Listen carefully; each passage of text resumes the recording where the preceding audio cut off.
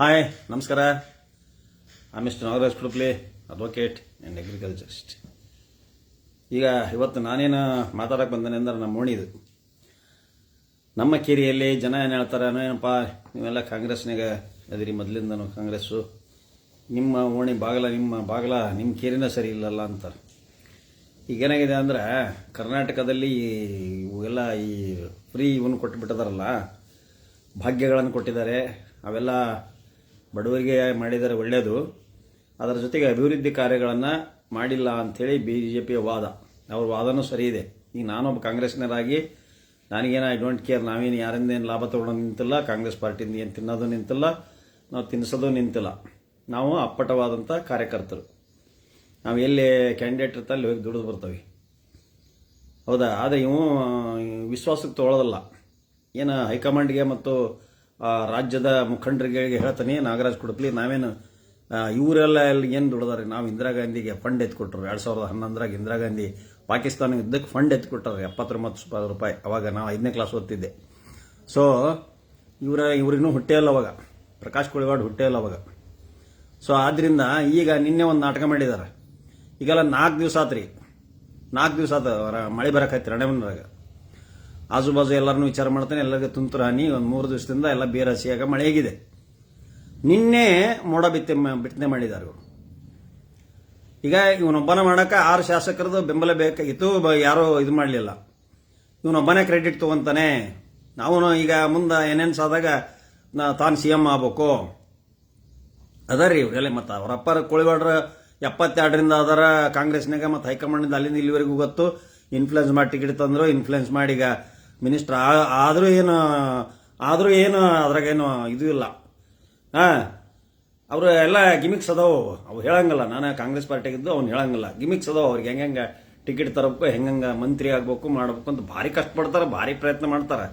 ಅವ್ರ ದುಡಿಮೆ ಅಂದ್ರೆ ಇದೆ, ಟಿಕೆಟ್ ತರೋದು ದುಡಿಮೆ, ಮಿನಿಸ್ಟರ್ ಆಗೋದು ದುಡಿಮೆ. ಇವರು ಕಷ್ಟಪಟ್ಟು ಏನೇನೋ ಮಾಡ್ಕೊಂಡು ಇವರು ಈಗ ರೆಡ್ಡಿಯರ್ ಕೋಟದೊಳಗೆ ಇವರು ರೆಡ್ಡಿಯರವರು ರೆಡ್ಡಿ ಜನಾಂಗಕ್ಕೆ ಎಷ್ಟು ಕೊಡ್ತಾರೆ? HK ಪಾಟೀಲ್ರಿಗೆ ಕೊಡಲೇಬೇಕು. HK ಪಾಟೀಲ್ರಿಗೆ ಕೊಟ್ಟ ಮೇಲೆ ಇಲ್ಲಿ ಹೆಂಗೆ ಕೋಳಿವಾಡ್ರಿಗೆ ಕೊಡ್ತಿದ್ರು, ಹಿಂಗಾಗಿ ಕೋಳಿವಾಡ ಹಿನ್ನಡೆದಳ ಬಂದಿದ್ದಾರೆ. ಆಮೇಲೆ ಅವರು ಒಮ್ಮೆ ಸಚಿವರಾಗಿದ್ದರು. ರಾಣೆಬೆನ್ನೂರಾಗ ಏನೂ ಅಭಿವೃದ್ಧಿ ಮಾಡೇ ಇಲ್ಲ, ಅವರು ಏನೂ ಮಾಡಿಲ್ಲ, ಏನಿಲ್ಲ. ಅಧಿಕಾರ ಆಗೋದು, ಆಮೇಲೆ ಅಲ್ಲಿ ಐಬ್ಯಾಗ ಕುಂದ್ರರು, ಐಬ್ಯಾಗ ಇವ್ರು ಹಿಂದೆ ಮನೆಯವರ. ನಾನು ಹೋಗಿ ನಮ್ಮ ಐಬಿಗೆ ನಾನು ಇನ್ನೂ ಓದ್ತಿದ್ದವಾಗ ಹೋಗಿದ್ದೀನಿ ಕೋಳಿವಾಡದು. ಇವ್ರು ಆರಿಸಿ ಬರೋದಿಗೆ ಒಂದು ತಹಶೀಲ್ದಾರ್ ಕೊಳ್ಪಟ್ಟು ಹಿಡಿದು ಹೇಳ್ತೆ ನೋಡು ಅನ್ನೋನು. ಅವಾಗ 86, 87 ಇರ್ಬೇಕಿನ್ನು ನಾನು ಅವಾಗ. ಬರೀ ಇವೇ. ಆಮೇಲೆ ಇವ್ರು ಯಾರ ವಿರುದ್ಧ ಮಾತಾಡಿದ್ರೆ ಕೇಸ್ ಹಾಕ್ಸೋದು, FIR ಮಾಡಿಸೋದು. ನನ್ನ ಮೇಲೆ ಮೊನ್ನೆ SI ಕೇಸ್ FIR ಮಾಡಿಸಿದ್ರು. ಈ ಕೋಳಿವಾಡ ಹೇಳಿದಲ್ಲೇ ನನ್ನ ಮೇಲೆ SC ಕೇಸ್ FIR ಹಾಕತ್ತಾ? ಭೋಜಣ್ಣವ್ರು ಅಂಥೇಳಿ DSP ಚಾರ್ಜ್ ಶೀಟ್ ಹಾಕಿ ಹೋಗಿದ್ದ. ನಾನು DJ ಕೋರ್ಟ್ನೊಳಗೆ ಆನರಬಲ್ DG ಹಾವೇರಿಯಲ್ಲಿ ನಾನೇ ವಾದ ಮಾಡಿ ನಾನೇ ಬಿಡುಗಡೆ ಮಾಡ್ಕೊಂಡು ಬಂದೆ. ಇವ್ರು ಹಿಂಗೆ ಮಾಡ್ತಾರಂತ ಗೊತ್ತಿತ್ತು, ನಿರೀಕ್ಷಣೆ ಜಾಮೀನು ತೊಗೊಂಡು ಕೂತಿದ್ದೆ. ಹೌದು ಇಲ್ರಿ, ಫಿಸಿಕಲ್ ಅಪಿಯರೆನ್ಸ್ ಬೇಕು ಏನೇ ಮಾಡೋಕ್ಕಾದ್ರು. ಫಿಸಿಕಲ್ ಅಪಿಯರೆನ್ಸು ಇಲ್ದಲೆ ಸುಮ್ಮನೆ ಯಾವ್ದಾದ್ರು ತಗೊಂಡು ಏನೇನೋ ಮಾಡಿ ಯಾರ್ಯಾರ್ದಾರು ಟ್ರೋಲ್ ಮಾಡಿ ಅದನ್ನು ಹೋಗಿ ಎಡಿಟೇ ಮಾಡ್ಕೊಂಡು ಕುಡುಪ್ಲಿ ವಕೀಲರು ಹಿಂಗೆ ಮಾತಾಡಿದ್ದಾರೆ ಅಂತ ಹೇಳಿ ಎಡಿಟ್ ಮಾಡಿದ್ದಾರೆ. ಧ್ವನಿ ಸೌಂಡು ನಂದಲ್ಲ, ಧ್ವನಿನೂ ನಂದಲ್ಲ. ನನ್ನ ಪಿಕ್ಚರ್ ಅದಕ್ಕೆ ಎಡಿಟ್ ಮಾಡಿ ಯಾರ್ದೋ ಮಾತಾಡಿ ನನ್ನಂಗೆ ಮಾತಾಡಿ ಹಾಕಿದ್ದಾರೆ, ಡೂಪ್ ಮಾಡಿ. ಹೋಗಿ ಒಂದು ಸಮಾಜದವ್ರಿಗೆ ಇದು ಮಾಡಿರಲ್ರಿ. ನಾನು ಯಾವ ಸಮಾಜನೂ ಬೈಯಲ್ಲ, ಯಾವ ಧರ್ಮನೂ ಬೈಯಲ್ಲ, ಹೌದಾ. ನಮ್ಮ ಧರ್ಮದ ಬಗ್ಗೆ ನಾವು ಪೂಜ್ಯನೀಯವಾಗಿ ಏನು ಸಂವಿಧಾನ ಕೆಳಗೆ ನಾವು ಮಾತಾಡ್ತೇವೆ. ಸುಮ್ಮನೆ FIR ಹಾಕೋದು, ಹೆದರ್ಸೋದು ಮಾಡಿದ್ರೆ ಯಾರು ಹೆದರ್ತಾರ್ರಿ? ಸತ್ಯವಾದ ಕೇಸ್ಗಳೇ ನಾವೇ ನಿಜವಾಗೂ ಭ್ರಷ್ಟಾಚಾರ ಮಾಡಿದೇನೆ ಬಿಡುಗಡೆ ಆಗ್ತಾನಂತ ಆನರಬಲ್ ಹೈಕೋರ್ಟ್ ಜಸ್ಟಿಸ್ ಹೇಳ್ಯಾರ ಮೊನ್ನೆ. ಯಾವ್ಯಾವುದೋ ಟೆಕ್ನಿಕಲ್ ಕಾರಣದಿಂದ ಪೊಲಿಟಿಕಲ್ ಎರರ್, ಇವು ಪೊಲೀಸ್ ಎರರ್ಗಳಿದ್ದ ಕೇಸ್ ಗೆಲ್ತಾವ.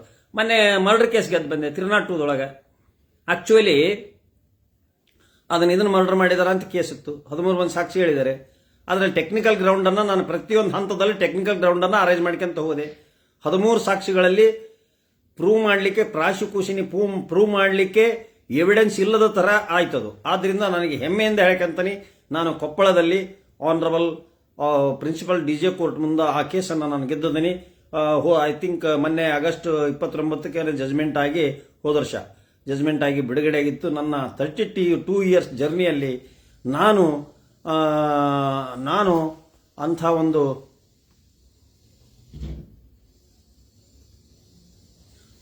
ಅಂಥ ಒಂದು ಕೇಸನ್ನು ನಾನು ಬಿಡುಗಡೆ ಮಾಡಿಸಿದೆ. 7.5 ವರ್ಷ ಜೈಲಿನಲ್ಲಿದ್ದರು. 2018ರಿಂದ ಹೋದ ವರ್ಷ 25ನೇ ವರ್ಷದವರೆಗೂ ಇಸ್ವಿವರೆಗೂ ಜೈಲಿನಲ್ಲಿದ್ದರು. ವರದಮ್ಮ ಅಂತೇಳಿ, ವರದಮ್ಮ ಮತ್ತು ಇನ್ನೊಬ್ಬಕ್ಕೆ ಅಂಬಮ್ಮ ಅಂತ ಪಾಪ. ಅವರು ಜೈಲಿನಲ್ಲಿ 7.5 ವರ್ಷ ಜೈಲಲ್ಲಿ ಕಾದಿದ್ದಾರೆ. ಬೇಲ್ ಆನರಬಲ್ ಸುಪ್ರೀಂ ಕೋರ್ಟ್ ಮಟ್ಟ ಹೋದ್ರು ಬೇಲ್ ಸಿಕ್ಕಿಲ್ಲ, ಆದ್ದರಿಂದ ಜೈಲಿನಾಗಿದ್ದರು. ಸೊ ಅದನ್ನು ಬಿಡಿಸಿದೆ, ಹೆಮ್ಮೆ ನನಗಿದೆ. ಇಲ್ಲಿ ಕೋಳಿವಾಡ ಏನು ಮಾಡಿದ್ದಾರೆ, ಮಳೆ ಮೊನ್ನೆ ಮೊನ್ನೆ ಬಂದಿದೆ. ನಿನ್ನೆ ಮೋಡ ಬಿತ್ತಿದ್ದಾರೆ. ನಿನ್ನೆ ಮೋಡ ಬಿತ್ತಿರಿ, ಇವತ್ತು ಮಳೆ ಇಲ್ಲ, ಬಂದಾಗೈತಿ. ಮಳೆ ಬರ್ಬೇಕಾಗಿತ್ತಲ್ಲ. 2 ತಾಸು ಇಲ್ಲಿ ಹೊಡೆದಾರ, 2 ಗಂಟೆ ಬಿಟ್ಟದಾರ. ರಾಣೆಬೆನ್ನೂರಿಗೆ, ಸವಣೂರಿಗೆ 2 ಗಂಟೆ, ಆಮೇಲೆ ಹಾನಗಲ್ಲಿ 3 ಗಂಟೆ. ಎಲ್ಲ ಕಡೆಗೆ ಮೋಡ ಬಿತ್ತಿ ನಿನ್ನೆ ಮಾಡಿದ್ದಾರೆ. ಹೌದಾ, ಒಂದು 7 ತಾಸು 8 ತಾಸು ಮಾಡಿದ್ದಾರೆ. ಅಲ್ಲಿಗೆ 1 ಕೋಟಿ ರೂಪಾಯಿ ಆಯ್ತು ಮಳೆದು ಖರ್ಚು, ವಿಮಾನದ ಖರ್ಚು ಅದರದೆಲ್ಲ 1 ಕೋಟಿ 15 ಲಕ್ಷ ರೂಪಾಯಿ ಒಂದು ಗಂಟೆ ಅಂತ. ಮತ್ತು ಆತಲ್ಲ 15 7 105 1 ಕೋಟಿ ರೂಪಾಯಿ ಆಯ್ತು ಅಲ್ಲಿಗೆ.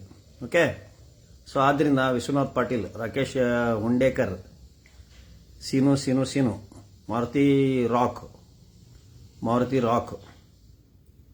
ಸೊ ಆದ್ದರಿಂದ ಇವರು ಮಳೆಗೆ ಮೋಡ ಬಿತ್ತನೆ ಮಾಡಿರೋದು ಒಂದು ದೊಡ್ಡ ಡ್ರಾಮಾ.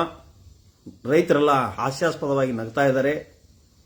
ಮಳೆ ಸ್ಟಾರ್ಟ್ ಆದಮೇಲೆ ಇವರು ಹೋಗಿ ಮೋಡ ಬಿತ್ತೋದು ಹೆಂಗ್ರಿ ಇದು? ಅದು ಹೆಂಗೆ ಅಂದ್ರೆ ಐಡಿಯಾ, ಮೋಡಗಳಿರಬೇಕು. ಮೋಡಗಳಿದ್ದಾಗ ಅದು ನಮ್ಮಲ್ಲಿ ಬೀಳದಂಗೆ ಮುಂದೆಲ್ಲೋ ಹೋಗಿ ಬೀಳ್ತದೆ. ಆದ್ದರಿಂದ ಮಾತೇಶ್ ಎಸ್ ಶಟಪ್ ಜೈ ನಾಗರಾಜ್ ಕುಡಗಾತ್ರಿ ಕರ್ಬಸಜ್ಜ ನಮ್ಮೂರಜ್ಜಪ್ಪ. ಕುಡಗಾತ್ರಿ ಅಜ್ಜನ ಆಸ್ತಂದ ಬೆಳೆದರು ನಾವು. ಕುಡಗಾತ್ರಿ ಹುಟ್ಟಿದ್ದೇನೆ ಅನ್ನೋದೊಂದು ಪುಣ್ಯ, ಅದು ನನಗೆ ಹೆಮ್ಮೆ ಇದೆ. ನೀವೆಲ್ಲರೂ ನಮ್ಮ ಮಿತ್ರರೆಲ್ಲರೂ ಹುಟ್ಟಿದ ಪುಣ್ಯಕ್ಷೇತ್ರದಲ್ಲಿ ನೀವೆಲ್ಲರೂ ಹುಟ್ಟಿದಿರಿ. ಪುಣ್ಯಕ್ಷೇತ್ರದಲ್ಲಿ ಹುಟ್ಟಿದವರಿಗೆ ಸಂಸ್ಕಾರ ಇರ್ತದೆ. ಈ ಬೇರೆ ಕಡೆಗೆ ಹುಟ್ಟಿ ಹೋಗಿ ಆ ರಾಮನ ಹುಂಡಿ ತಿಂತಾರಲ್ಲ, ಅವಕ್ಕೆ ಸಂಸ್ಕಾರ ಅನ್ನೋದೇ ಇರೋದಿಲ್ಲ. ತಿನ್ನಕ್ಕಾಗಿನ ಹೋಗಿರ್ತಾವ ಅವು ಹೋಗಿರೋದ ತಿನ್ನಕ್ಕಾಗಿನ ಎಲ್ಲರೂ ಇರೋದಿಲ್ಲ.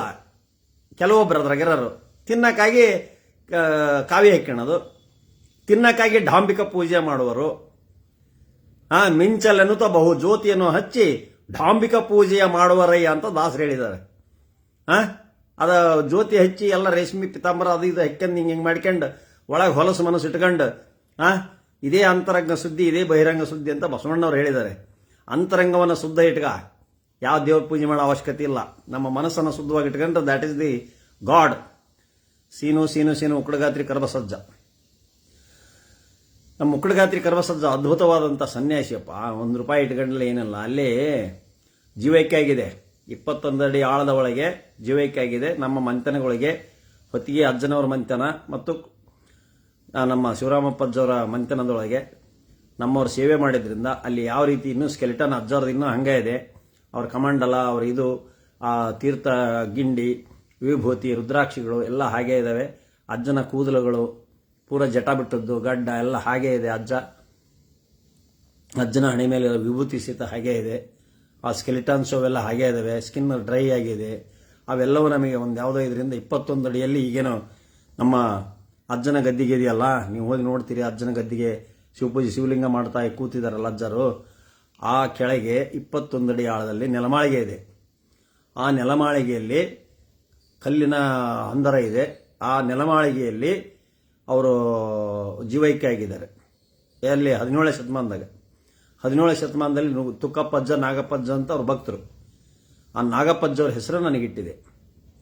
ನಮ್ಮ ಅಜ್ಜರು ಶಿವರುದ್ರಪ್ಪಜ್ಜರು 56 ತೀರ್ಕೊಳ್ಬೇಕಾರೆ ಮುಂದೆ ಗಂಡು ಮಗು ಹುಟ್ಟುತ್ತದೆ, ಅವನಿಗೆ ನಾಗಪ್ಪ ಅಂತ ಹೆಸರಿಡ್ರಿ ಅಂತ ಹೇಳಿದ್ದಾರೆ. ಅವರು ತೀರ್ಕೊಂಡು 5-6 ವರ್ಷದ ಮೇಲೆ ನಾನು ಹುಟ್ಟಿದ್ದೀನಿ. ನೆಕ್ಸ್ಟ್ ಜನನ ಗಂಡು ಮಗು ಹುಟ್ಟುತ್ತದೆ ಅಂತ ನಮ್ಮ ಅಕ್ಕರಿಂದ ನಾನು ಹುಟ್ಟಿದ್ದೀನಿ.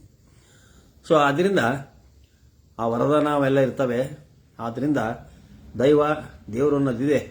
ಆದರೆ ಅದೊಂದು ಡ್ರಾಮಾ ಆಗಬಾರ್ದು, ಅದೊಂದು ನಾಟಕ ಆಗಬಾರ್ದು. ರಾಜಕಾರಣ ಒಂದು ನಾಟಕ ಆಗಬಾರ್ದು. ವಿಶ್ವಾಸ ಇರಬೇಕು, ಪ್ರೀತಿ ಇರಬೇಕು, ಅದರಲ್ಲಿ ಒಂದು ಇದು ಇರಬೇಕು. ಸರಿ, ನಮಸ್ಕಾರ. ಜೈ ಹಿಂದ್, ಜೈ ಕರ್ನಾಟಕ, ಜೈ ಹಿಂದ್. ಯಾರೋ ಪೊಲೀಸ್ ಆಫೀಸರ್ ನೋಡ್ತಾ ಇದ್ದಾರೆ, ಅವರಿಗೂ ಸಹ ನನ್ನ ಧನ್ಯವಾದಗಳು. ಎಲ್ಲರೂ ನೋಡ್ತಾ ಇದ್ದಾರೆ, ಯಾರು ನೋಡ್ತಾ ಇದ್ದಾರೆ ಎಲ್ಲರಿಗೂ ನನ್ನ ನಮಸ್ಕಾರಗಳು. Good morning.